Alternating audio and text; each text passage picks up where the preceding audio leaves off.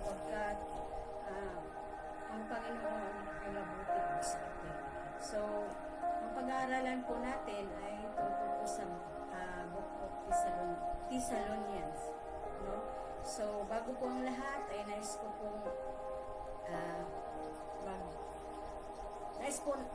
pong manalangin. So, bago po natin umpisa ang gawain ito, bago natin parangalan ng ating Panginoon, ay humingi po na muna tayo ng gabay sa Kanya at magpasalamat tayo sa mga biyaya na ating natatamasa sa bawat araw na tunay na ang kabutihan ng Panginoon ay paragi tayong pinagbigyan. So, ang biyaya ng Panginoon ay hindi tayo pinagkukulang, hindi tayo pinabayaan sa lahat ng bagay. Kaya, pinapasalamatan ko ang Panginoon sa bawat araw na gising pa tayo, na yung sabi nilang maganap, na dapat maganap, ay hindi pa pinahintulutan ng Panginoon. Kaya, manalangin muna tayo. Dakilang Diyos, makapangyarihan sa lahat. Salamat, Panginoon, sa gabing ito ay kami po ay makahayag ng iyong mabuting balita o mapag-aralan ang iyong mga salita sa gabing ito, Panginoon. Patuloy mo akong puspusin yung banal na Espiritu, Panginoon. Maghari ka sa buhay ng bawat isa, Panginoon.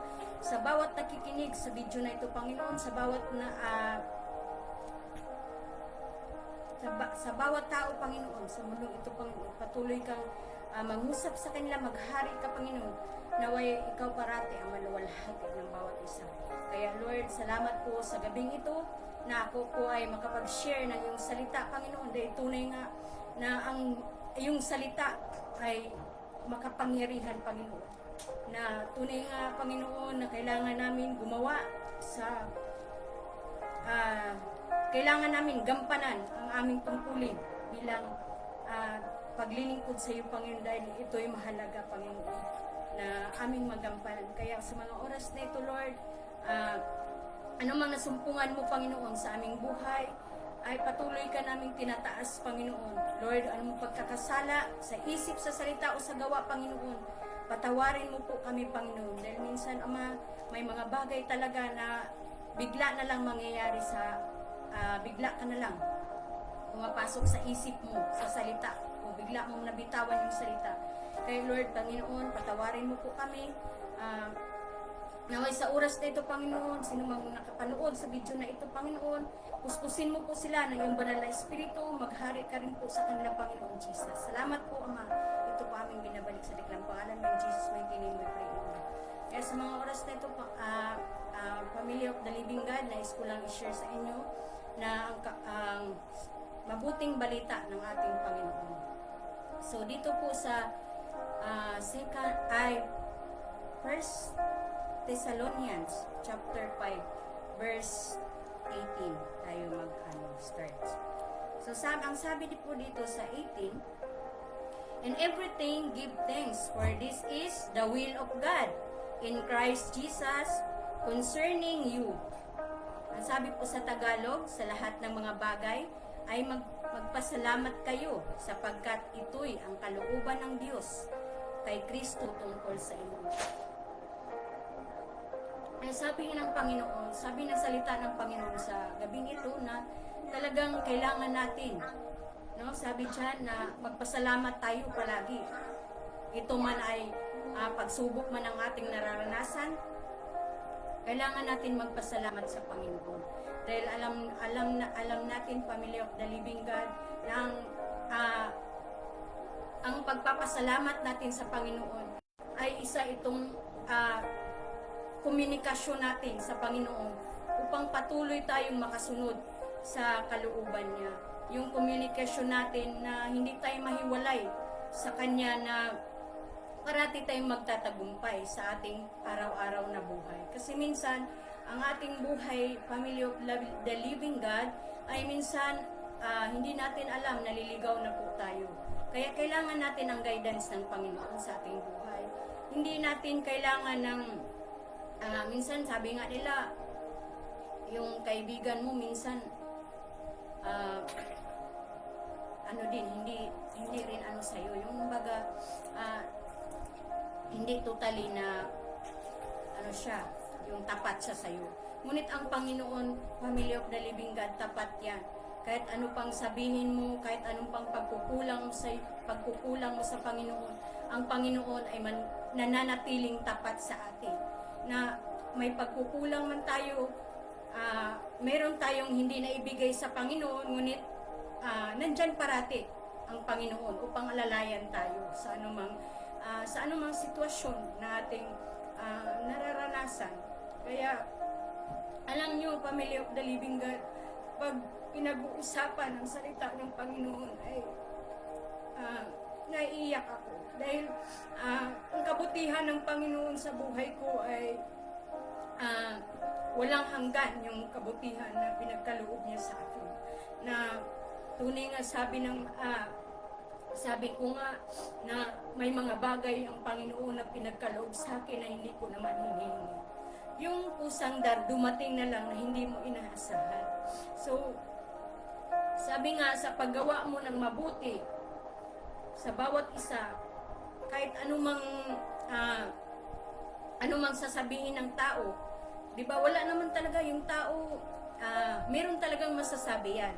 Every time na gumawa ka ng mabuti, ginawan mo na siya ng mabuti, nandun pa rin, may masasabi pa rin yan sa'yo.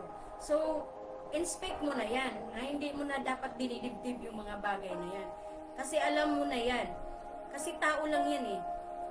Minsan, hindi natin alam, yun pala yung ginagamit ni Satan para malayo ka sa kalooban ng Panginoon. Kaya lagi natin isipin na lagi tayong magpakumbaba.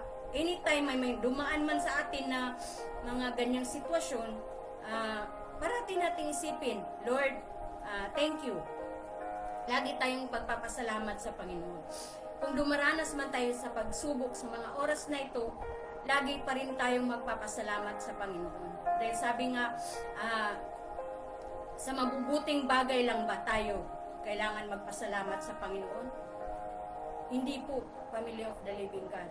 Kahit dumaranas ka man ng pagsubok sa buhay mo, lagi mong tatandaan, magpasalamat ka sa Panginoon.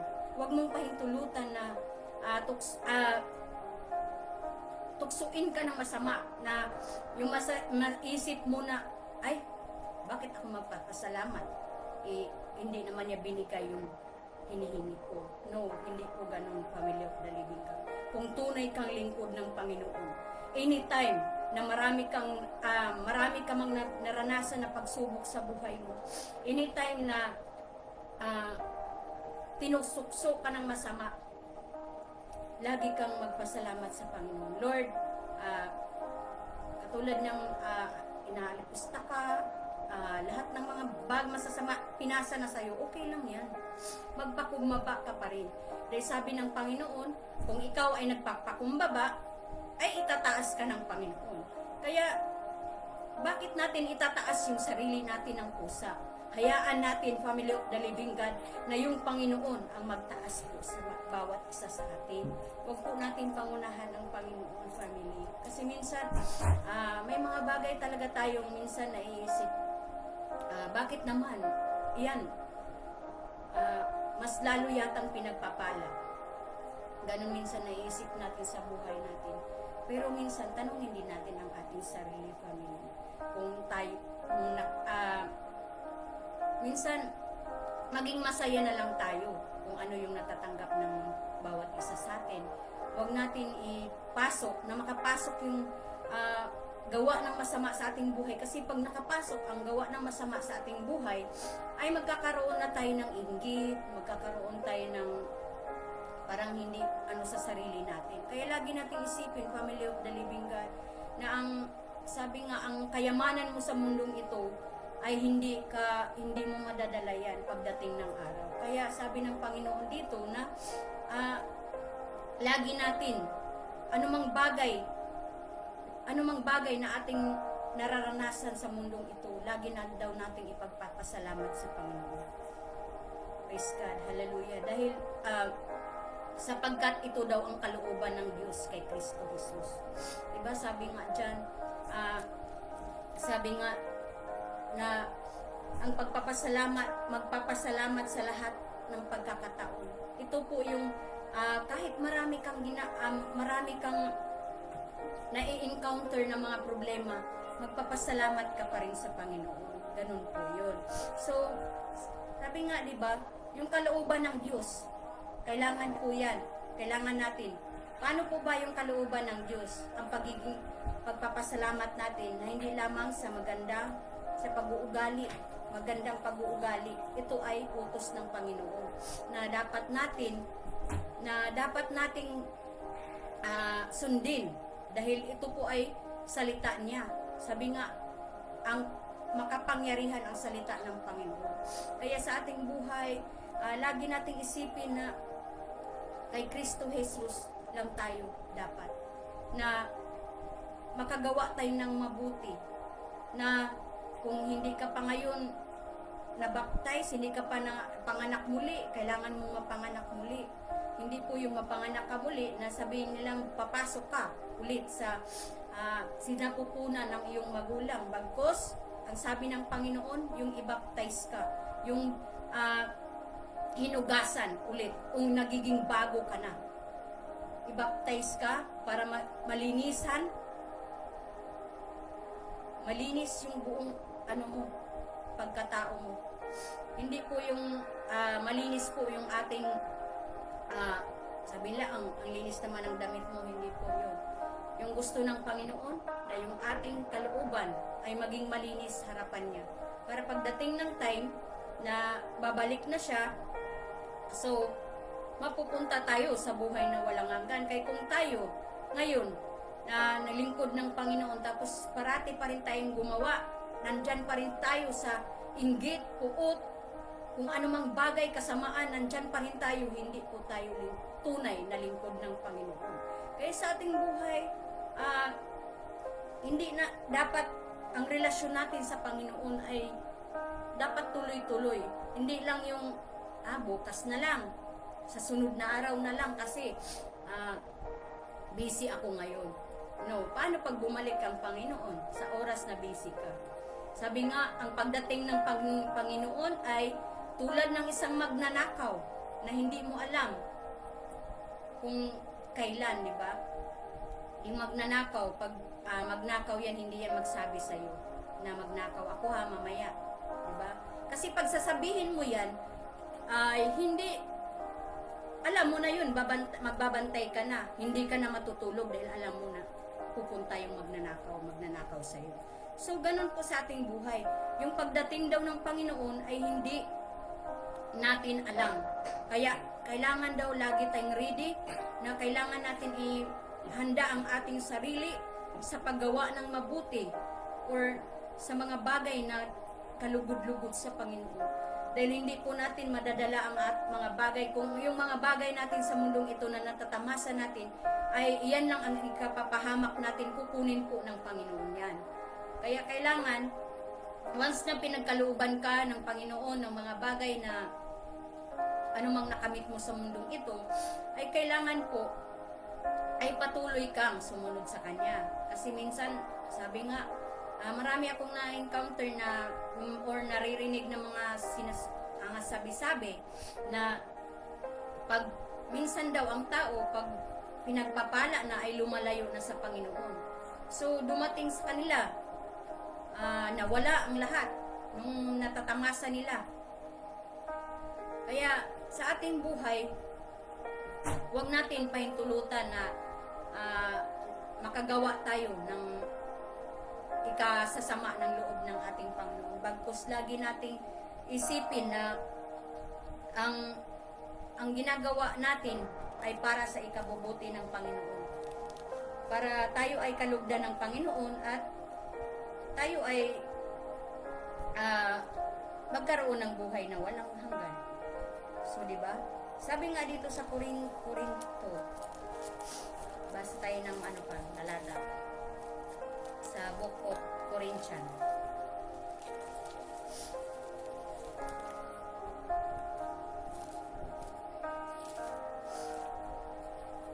Sabi sa unang Corinthians 10:13.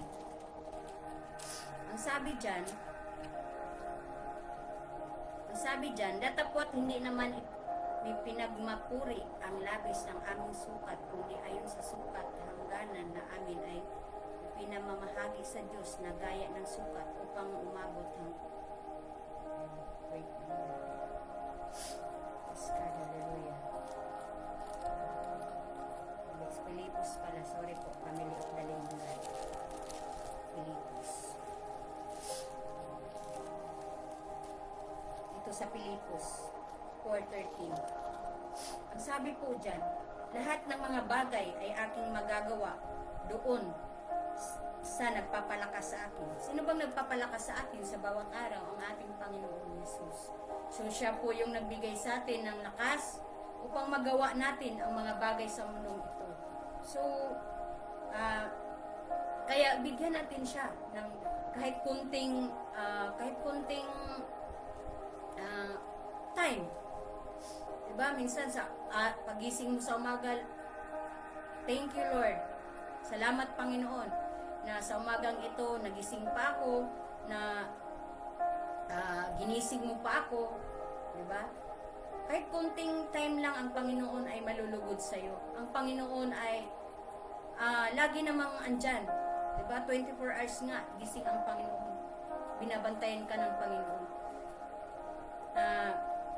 Kaya sa ating buhay, kahit ilang minuto lang, kailangan nating magsumikap din na mabigyan din natin ng oras ang Panginoon. Kasi ang Panginoon, hindi tayo pinagkukulang sa lahat ng bagay. Lahat ng mga yung tayo, marami tayong pagkukulang sa Panginoon, ngunit ang Panginoon na hindi po nagkukulang yan sa atin. Kaya lang, minsan, binigyan lang tayo ng Panginoon ng sapat lang. Kasi minsan, iniisip natin na napunta tayo sa mga bagay na hindi naman na kaloob ng Panginoon, or minsan may gawain tayo tapos namasyal tayo, ganun. So, minsan ang Panginoon ay binibigyan lang muna tayo ng, sabi nga, makontento muna tayo sa maliit na bagay, no? So, sa ating buhay, makontento tayo kung anong pinagkaloob sa atin ng Panginoon. Kasi darating ang araw na yung maliit na yun, pag nagtiyaga ka dun, bibigyan ka ng Panginoon ng mas malaki. So, by ano yan? Ay, so sabi nga nila, hagdan-hagdan yan. No, hindi ka bibigyan muna ng Panginoon ng malaki kaagad. Mag-umpisa ka muna sa maliit. O pagkatapos ng maliit, kasunod na hagdan. Hanggang tataas yan. Kung patuloy ka pa rin sumunod sa Panginoon, ay mas marami ka pang rewards na matatanggap. Marami kang bonus. Sabi nga nila, ay pagdating ng December, may bonus yung nagtatrabaho daw. So, tayo, yung bonus natin, yung mga blessings na binigay sa atin ng Panginoon na hindi natin inaasahan. Yun po yung blessings, na pinaka-blessings natin. Kasi kung tutuusin lang sa buhay natin, yung magising tayo, wala tayong karamdaman, wala tayong nararamdaman sa ating sarili, malaking blessing na po yun. Yung nagising pa tayo, na may lakas pa tayo, na pwede pa tayong mag-share ng salita ng Panginoon, na kaya nga minsan, alam niyo, totoo lang, naiiyak talaga ako pag pinag-uusapan ang kabutihan ng Panginoon. Kasi, napakabuti ng Panginoon sa bawat isa sa amin. Na bawat isa sa atin, na kahit marami tayong pagkukulang, diba nga, sabi nga nila, marami akong nababasa sa social media, sabi nila, grabe naman, itong tao na to, ganyan. Marami akong nababasa mga negative vibes sa Facebook. Pinupost doon kung anong nangyayari sa buhay niya. Family of the Living God. Kahit sabihin mo man yan, dyan, i-post mo man yan sa social media, wala din naman kung mangyayari. Minsan, pinag-uusapan ka lang dyan dahil dyan sa mga pinagpo-post mo. So sa ating bilang lingkod ng Panginoon, or bilang tao na wag mo na i-share. Sabi nga, mag-pray ka lang. Alam nyo, malaking tulong po yung prayer. Kasi ang prayer po natin, once na tayo nagpe-pray sa Panginoon, na yung lagi natin sinasabi na yung kalooban parating ng Panginoon ang masusunod, hindi po yung kalooban natin para bibigyan tayo ng blessings ng Panginoon. Kasi kung sinasabi natin, minsan nga, pag nag-pray tayo, sinasabi natin na sa atin lang. Dapat pag nag-pray po tayo, dapat lahat po yun. Wala kang pinipili, mahirap man, mayaman man. So, wala kang tinatangi. Kasi ang Panginoon nga, walang tinatangi. Di ba nung pinako siya sa krus, nung nagpakamatay siya sa krus, ano ba yung sinabi niya? Wala siyang sinabi na di ba, ikakapahamak ng tao. Gusto lang niya maganap na mapako siya sa krus upang iligtas tayo, na upang matubos ang ating mga kasalanan. Kung tutuusin, tayo dapat yung pinako sa krus. Bakit? Tayo po yung makasalanan. Minsan, hindi po tayo nagpipigil sa ating mga sarili. Basta-basta na lang po tayo nagsalita kung ano-ano. Minsan, may mga bagay tayo na sa isip na masama ang ating iniisip.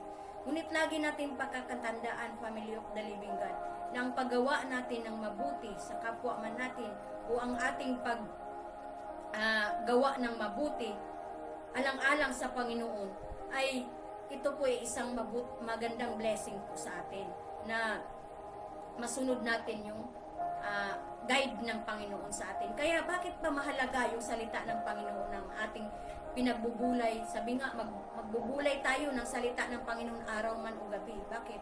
Dahil si Satan din ay hindi yan natutulog. No? Lagi niyang nag-uudyok dyan. Minsan gagamitin yung friend mo, gagamitin yung iba. Hindi naman yan pupunta sa'yo na may sungay, di ba? Para iiwas ka. Pupunta yan, magandang di ba? Yung minsan may pupunood natin sa Superbook. Di ba? Yung pinapakita doon nung pag nakatalikod ka, may sungay yung di ba? Yung may sila doon na character na ganun yung ginagawa. Tapos pag nakaharap, ang ganda ng ang anghel na maganda or pogi. So parang sa ating buhay, parang ganun din yun. Meron tayong mga kaibigan na parang sa tingin mo okay naman, pero pag nakatalikod pala, iba na pala yung sinasabi sa'yo. Okay lang yun. No, lagi nating isipin, okay lang po yun, Family of the Living God. Kasi sabi nga, pag nanahimik ka lang, ang Panginoon po ang bahala. Sabi sinasabi ng Panginoon na sa bawat hakbang natin, ang Panginoon kasama po natin yan. So, wala ka pong maililihim sa Panginoon. Sabi nga, kahit magtago ka man sa pinakasulok-sulukan ng ilalim ng kung saan-saan, nakikita ka po ng Panginoon. Kaya wala kang maililihim sa Panginoon. Kaya lagi nating isipin, Family of the Living God, bakit pa ako maglilihim? Bakit pa ako magsisinungaling? Kung alam naman, or ba't may nakakabatid naman na ganito ako. So, sa ating buhay, minsan parang hobby na lang, sabi nga nila, parang hobby na lang yung pagsisinungaling natin sa kapwa natin minsan. So, wag po natin gawing hobby yan. Dahil minsan, yung hobby na yan ay parang iniisip natin na ay, ito na yung talagang hobby ko na maging, ito na yung lagi kong expression or lagi kong pero hindi mo isipin, lagi po nating isipin na yan pala ang ikakapahamak natin. Kaya sa ating buhay, paglaanan natin ng oras ng Panginoon, bigyan natin siya ng importansya. Lord, salamat po sa buhay na ito, na tunay ngang mabuti ka sa bawat isa sa amin. So, yun lang po ang kabutihan ng ating Panginoon sa gabing ito na ma-share ko po sa inyo. So, bago po tayo patuloy na magtatapos, ay manalangin po tayo para sa pagtatapos ng gawain ng Panginoon. Dahil ito po ay gawain ng Panginoon. So, dakilang Diyos, makapangyarihan sa lahat. Panginoon, salamat Panginoon sa mga salita mo na narinig sa social media, Panginoon, na tunay nga, Panginoon, na kung may naglaganap ng mga masasamang gawa, Panginoon, kami din po ay maglaganap ng mga mabubuting gawa. Kaya Panginoon, patuloy mo kaming pagharian, naway ang mga salita mo parati ay ito'y tumimo sa aming puso't isipan upang magsilbing kalakasan, Panginoon, habang nandito pa kami sa mundong ito. Lord, hindi po kami magsasawang magpapasalamat sa iyo. Hindi po kami magsasawang maglilingkod sa iyo, Panginoon. Dahil ito po, Panginoon, ang aming gampanin bilang maglingkod sa iyo, Panginoon. Na hindi kami magsasawa o hindi kami mapapagod, Panginoon. Ano mang iutos mo sa amin, Panginoon Jesus, mangusap ka lang, Panginoon. Lahat ng bagay, Panginoon, gagawin namin alang-alang sa iyo, Panginoon. Lord, tunay na yung pagpapakamatay mo sa krus ng Kalbaryo para sa aming mga kasalanan, Panginoon. Na talagang inangkin mo ang mga sala na hindi naman sa iyo, Panginoon. Naway ganun din ang magawa namin, Panginoon, upang masuklian ka namin, Panginoon, sa lahat ng mga gawa namin na kasamaan, Panginoon, sa mundong ito. Nawa ang iyong banal na Espiritu paragi ang maghari sa aming mga puso, Panginoon. Bigyan mo kami ng kalakasan sa aming spiritual, sa aming physical, Panginoon. Dahil kung wala lupaypay ang aming physical o lupaypay ang aming spiritual, Lord, hindi kami makakatayo, Panginoon. Kaya Lord, palakasin, patatagin mo pa kami, Panginoon. Lord, papuspusin mo pa kami ng iyong banal na Espiritu, Panginoon. Maghari ka, magliwanag ka sa bawat tao, Panginoon. Lord, ang lahat ng tao, Panginoon, patuloy mo silang pangunahan, pagharian, Panginoon. Saan man silang dako sa mundong ito, Panginoon. Naway ang iyong banal na Espiritu ay spread mo, Panginoon, sa bawat isa, Panginoon. Lord, tulungan mo, Panginoon, ang nangangailangan ng tulong, Panginoon. Lord, paghari ka, naway maluwalhati ka rin sa kanilang mga buhay, Panginoon.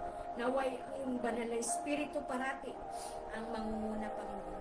Kaya salamat po, Panginoon, sa mga oras na ito. Tunay nga napakabuti ng iyong mga salita. Tunay nga na guided ang iyong mga salita, Panginoon. Kaya Lord, sa mga oras na ito, Panginoon, lagi ko pong hinahabilin sa iyo ang aming mga buhay, Panginoon Jesus. Tunay nga, Panginoon, na wala kaming magagawa kung wala ka sa amin, Panginoon. Wala kaming lakas ngayon, Panginoon, kung wala ka sa amin, Panginoon. Kaya Lord, Panginoon, ikaw na po ang bahala sa bawat isa po sa amin, Panginoon. Saan mang dako sa mundong ito, Panginoon, maghari ka nawa, Panginoon. Nawa marami pang tao, Panginoon, ang tumanggap sa iyo at maglilingkod sa iyo, Panginoon, ng tapat. Dahil ang paglilingkod ng tapat sa iyo, Panginoon, ito ay ikabubuti at ikaliligtas po ng bawat isa sa amin. Kaya Lord, Panginoon, salamat po sa mga oras na ito. Mga hiling po namin, Panginoon, na naway kung ano, may meron may mga tao, mga Panginoon, na maraming tao, Panginoon, na kailangan ng kagalingan, Panginoon. Lord, tinataas ko po sila, Panginoon, sa iyong kapangyarihan, sa iyong pangalan, Panginoon, sila'y gagaling, Panginoon. Dahil sabi mo nga, Panginoon Jesus, sabi nga anong sa kanta, Panginoon, na ang iyong pangalan ang magbibigay sa amin, ang magpapagaling sa amin sa anumang karamdaman na dinaranas nila, Panginoon, sa mga oras na ito, Panginoon Jesus, sa mga ospital, Panginoon, na napuno na daw, Panginoon, sa mga may karamdaman, Panginoon. Lord, nawa, Panginoon Jesus, patuloy ka pong ano ang kapangyarihan mo, Panginoon, sa bawat isa, Panginoon. Naway, handa rin silang tanggapin kanila, Panginoon, na maglingkod din sila, Panginoon, ng buong puso sa iyo, Panginoon. Kaya Lord, sa mga oras na ito, Panginoon, ihabilin ko po ang lahat ng tao, Panginoon Jesus. Saan mang dako, Panginoon, Luzon, Visayas, Mindanao, saan man sila, Panginoon, sa lugar na sa oras na ito, Panginoon, nagtatrabaho o anumang mga ginagawa nila, Panginoon, sa mga oras na ito, Lord, ikaw na pong bahala sa kanila, Panginoon. Lord, Panginoon, bigyan mo po sila kung anuman, Panginoon, ang kahilingan nila, Panginoon, yung kalooban mo, Panginoon, na mangyari sa mga buhay nila, Panginoon, pagkalooban mo po sila, Panginoon. Kaya salamat po sa mga oras na ito, Panginoon. Salamat po ng maraming, Panginoon Jesus. Ang lahat ng aming papuri at pasasalamat ay maingat ko pong binabalik sa dakilang pangalan mo. In Jesus' mighty name we pray. Amen. Salamat po sa Panginoon. Tunay nga, at dito na po tayo magtatapos, Family of the Living God, na tunay nga, pag ang kabutihan ng Panginoon ay ang siyang maghari sa iyo, wala kang yung pag-iyak natin, Family of the Living God, hindi po ito pag-iyak sa ating iyak po ito ng kagalakan na mula sa Panginoon, na tunay nga mabuti ang salita ng Panginoon na lagi tayong tinuturuan, wala pong exempted doon. Lagi tayong tinuturuan ng Panginoon upang tayo makasunod sa kalooban ng Panginoon. Kaya parati nating naisin, family. At salamat po sa mga oras na ito, sa mga nanonood po. Salamat po sa inyo na tunay nga ang kabutihan ng Panginoon ay lagi nating gawin upang tayo po ay makasunod po sa kabutihan ng Panginoon. Salamat po sa gabing ito at ito po ang mabuting balita ng ating Panginoon. Amen. Salamat po.